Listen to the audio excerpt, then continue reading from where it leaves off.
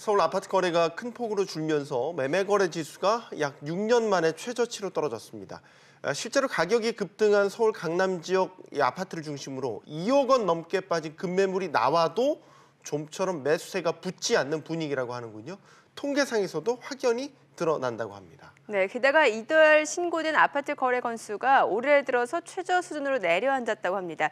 이르면 이번 주 발표될 3기 신도시의 입지에 따라서 서울 집값 하락폭이 더 커질 수도 있다고 합니다. 관련해서 자세한 내용 알아보겠습니다. 건국대 부동산대학원 최황수 겸임 교수입니다. 어서 오세요. 안녕하십니까. 지금 강남, 서초, 송파, 강동, 이른바 강남 4구 재건축 아파트의 시가총액이 전체로 따져보면 1조 원 이상 감소한 것으로 나타났다. 네. 이 정도 속도의 규모라면 어떻습니까? 좀 빠른 것 아닌가요? 진행이 꽤 된 걸로 보여지고요. 네. 그리고 시가총액 정도로 따진다면 이제 원래는 이제 151조 8천억 정도에서 한 150조 7천억 정도로 떨어졌으니까 한 1조 정도 떨어졌는데 이 정도의 감소 폭이라면 갈수록 이제 가속도가 붙는 게 아닐까 이런 생각을 한번 해볼 수 있습니다. 가속도가 붙는 것 아닐까. 네. 특히나 그동안 강남 집값의 상승을 주도했던 부분이 바로 재건축인데 재건축 시장이 더더욱 지금 하락폭이 크다고 하더라고요. 아무래도 올해 1월 1일부터 이제 재건축 추가위 환수가 시행이 됐고요. 네. 유예됐던 게 시행이 됐고 그리고 이제 투기가을지구 내에서는 이제 조합 설립 인가일 이후에는 이제 조합원주의 승계가 이제 불가능하기 때문에 아무래도 이제 거래에 대한 동맥 경화도 분명히 있을 것이고 거기에 따른 영향이 분명히 반영되지 않았을까 이렇게 봅니다. 네. 사실 이제 재건축 규제 반사이익으로 리모델링 착공이 각광을 받을 것이다. 이런 전망들도 사실 있었는데 그런 사례가 적다고 해요. 이유가 뭘까요? 그 리모델링을 하는 것의 어떤 기본적인 수익성의 그 핵심은 수직 증축인데요. 네. 그 수직 증축에 대한 어떤 그러니까 지자체라든가 이런 지역의 어떤 그 사례가 좀 적고요. 지침도 지금 확실하게 마련이 안 돼 있고요. 이 수직 증축이 이제 허용이 되지 않는 한 그리고 또 이 구조에 대한 어떤 안정성이라든가 이런 것들이 허용되지 않는 한 그 사업성이 담보되지 않기 때문에 이런 부분에 대해서는 분명히 이런 것들이 좀 지침이라든가 규정이라든가 이런 것들이 완비가 되어야만 본격적으로 될 것이고 아직까지 리모델링 추진하는 단지들 중에서도 분명한 것은 재건축에 대한 기대감이라든가 이런 희망이 남아있기 때문에 그런 것들이 꺾이기 전까지는 리모델링이 본격적으로 아마 활성화되기에는 좀 어렵지 않을까 이런 생각을 해봅니다. 네. 네. 자, 한편 서울 아파트 값이 5주 연속 뒷걸음질을 쳤다고 하는데 그 하락폭을 좀 보게 되니까 그 이 전주에 이어서 다시 0.01%포인트 줄었다. 그러니까 하락폭 자체가 조금 줄었다라고 하면 이거는 좀 의미 있는 거 아닙니까? 예, 아무래도 이제 지속적으로 이제 6주 동안, 7주 동안 계속 빠지다 보니까 네. 거기에 따른 어떤 하락에 대한 또 나름의 기대감, 또 이제 저점이 아니냐 이런 생각을 하는 어떤 그런 지역들도 분명히 있을 것 같고요. 기존에 이제 하락을 이제 최근에 주도한 지역이 이제 여의도가 있는 영등포라든가 송파, 강동, 강남, 서초 이런 지역들인데요. 이런 지역들이 주로 이제 하락을 주도했는데 이 지역들은 그동안 이제 굉장히 많이 급등을 했던 지역이고요. 네. 오히려 이제 약간 살짝 반등했던 지역은 성북이라든가 중랑, 금천, 구로 이런 지역인데 아마도 오른 지역과 떨어진 지역과의 어떤 격차를 주는 평균 회귀 현상이 아닐까 이런 생각을 해볼 수 있겠습니다. 회귀 현상이다. 네. 네. 자, 위례 지역 얘기를 좀 해보죠. 이 지역 이야기 다시 많이 나오더라고요. 헬리오시티 입주 이제 막 시작되고 있다라고 보면 되겠습니까? 근데 연말까지 이제 9,510세대 정도의 어떤 매머드급 단지가 입주를 하게 되니까요. 네. 이렇게 되면은 아무래도 전세 세입자를 구하기가 쉽지가 않을 것이고 그리고 내가 직접 입주하는 어떤 가구 수라든가 이런 데는 상관없겠지만 전세 같은 경우에는 주변의 어떤 시장에 임대 시장을 갖다가 이제 폭풍처럼 어느 정도는 영향을 미칠 수 있는 그런 어떤 현상일 수도 있고요. 네. 아무래도 전세가 하락에 대해서는 당분간은 어느 정도 예상이 될 것 같고요. 다만 이제 매매가는 아직까지 그대로 유지가 되고 있거든요. 예. 30평대 기준으로 해서는 아직 이제 6억 정도의 프리미엄이 계속 존재하는 걸로 봐서는 본격적으로 이게 매매가까지 반영이 될지는 좀 더 지켜봐야 될 것 같습니다. 네. 이제 본격적으로 이제 매물이 나오게 된다면 어떻게 보십니까? 주변 잠실 같은 경우는 이제 재건축 이주 수요도 좀 있기 때문에 공급과 수요가 좀 맞아떨어진다. 그런 면도 있지 않나요?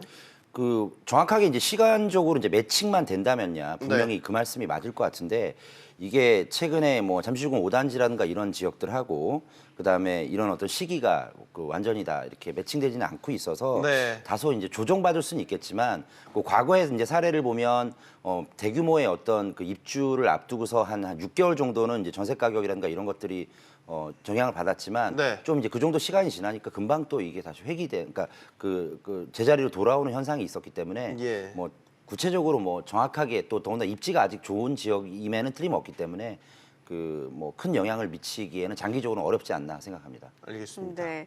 자, 그리고 또 하나 이야기 나오는 곳이 강남의 대표 랜드마크 아파트입니다. 삼성동 네. 아이파크인데 최근 3개월 만에 10억 원 이상 떨어진 실거래가 있었다고 하는데 뭐 이게 일반화시킬 수는 없겠습니다만 그 나온 보도에 따르면 특수관계인 거래일 수 있다라고 하더라고요. 뭐 맞습니까? 증여라든가 증여성인 어떤 그런 매매일 수도 있고요. 그 네. 뭐 저도 뭐 그런 얘기는 풍문은 좀 듣긴 했는데 네. 실제로 이제 그런지는 한번 따져봐야 될 것 같고 또 삼성동 아이파크 같은 경우에는 강남의 대표적인 랜드마크 아파트이기도 하고 워낙 고가의 아파트이니까요. 그래서 거기에서 한 3억 정도, 뭐 한 10억 정도 떨어진 어떤 매물이다 이런 것들이 과연 이제 그 시장에 그 유의미한 어떤 그 시그널인지는 좀 더 좀 봐야 될 것 같습니다. 다만 삼성 아이파크 같은 경우에도 랜드마크이긴 하지만 조금 오래된 오래됐죠. 아파트이긴 하거든요. 예. 벌써 세월이 좀 지났습니다.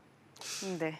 그 예를 들어서 이제 규제 지역으로 꼽히는 곳들은 예를 들어서 거래도 막히고 뭐 집값도 점차 떨어지고 이런 흐름이었다면 그 규제 지역을 피한 비규제 지역들이 틈새 시장으로서 또 한때 가격이 좀 호가도 오르고 많이 그랬잖아요. 그렇습니다. 지금 그곳들은 어떤가요?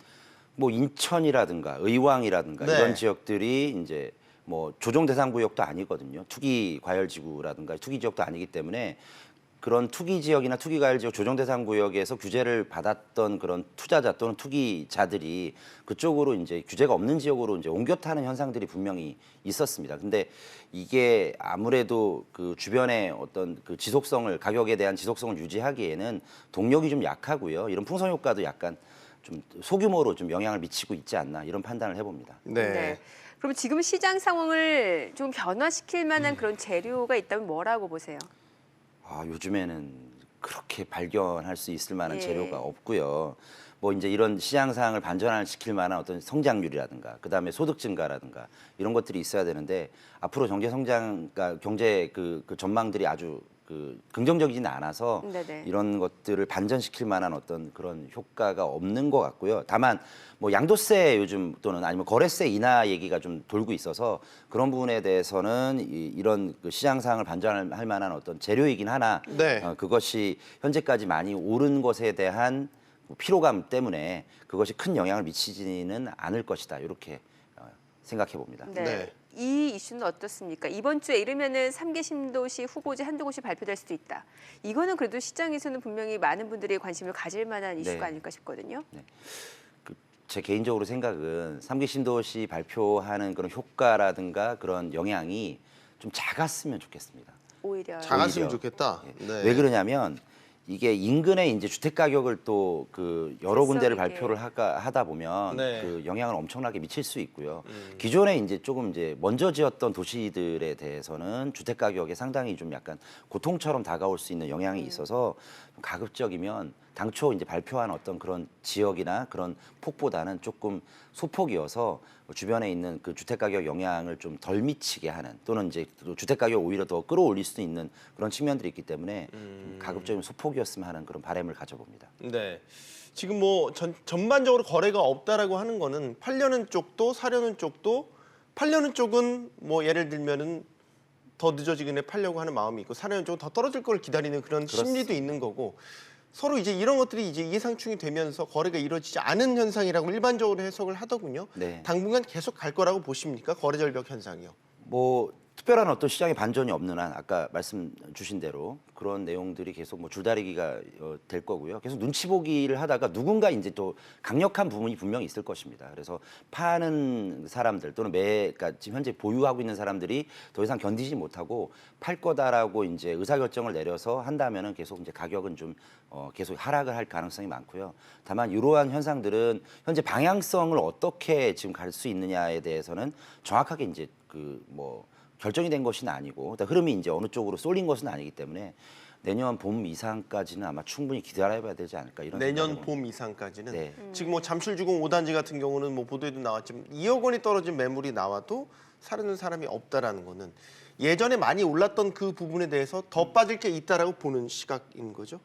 뭐 어쨌든 더 많이 올랐으니까요. 실제로 이제 거의 뭐 저점 대비 기준으로 한다면 거의 2배 이상 올랐으니까 네. 내가 또 그 주변에 그러한 아파트에 대해서 관심을 갖는 사람이라 하더라도 네. 뭐 예전에 기억하고 있던 과거의 주택 가격에서 현재 주택 가격은 굉장히 부담스러운 가격이거든요. 그리고 또 더구나 이제 정부의 어떤 규제라든가 이런 것들이 있다 보니까 내가 이제 그러니까 주택을 매수함으로 인해서 오히려 내가 어떤 정부 규제에 어떤 타겟이 될 수 있다라는 어떤 그런 불안감도 분명히 존재할 것이다 생각합니다. 네. 시각의 차이가 좀 존재하는 것 같긴 한데 뭐 예를 들어서 부울경이라고 해서 산업이 많이 침체된 그런 지역들은 집값 하락폭도 더 크더군요. 그렇습니다. 그런 지역 같은 경우는 서울과 경기와 비교했었을 때 초양극화 같은 것들도 어떻게 보십니까? 전문가들도 그런 부분들을 전망하고 계신가요?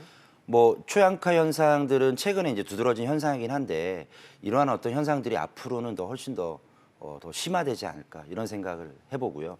가급적이면 이제 직장이 좀 많이 있고 그다음에 네. 그 일자리가 많이 있는 어떤 그런 비즈니스 중심지 그런 지역으로부터 좀 먼 지역들은 상당히 집값 하락에 대한 공포가 점점점 뭐 심화될 가능성도 없지 않을까 이런 생각 해봅니다. 사실 네. 실수요자 입장에서 좀 여쭤보게 되면은 저희가 이제 올 한 해 마무리하는 시점에서 올 초부터 실수요자는 큰 그 규제책과 상관없이 그래도 집을 사는 게 좋다라는 의견들 많은 전문가들이 그렇습니다. 주셨거든요. 네. 지금은 어때요?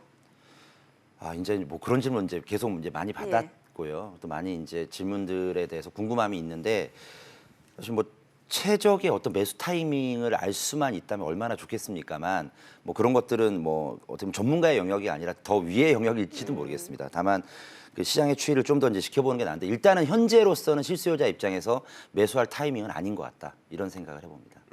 최양수 교수님은 더 기다려야 된다. 네. 최소 내년 봄까지는 말이죠. 방향성이 결정되지 않은 상태에서 가격 추이. 내가 함부로 시장에 끼어들었다가는 그런 부분에 대해서 내가 뭐 상처를 받을 수도 있고 아니면은 또 물론 이제 반전이 되는 어떤 효과도 있겠지만 현재로서는 좀 예측하기 굉장히 어렵습니다. 알겠습니다. 자, 홍대 부동산대학원 최양수 교수였습니다. 감사합니다. 잘 들었습니다.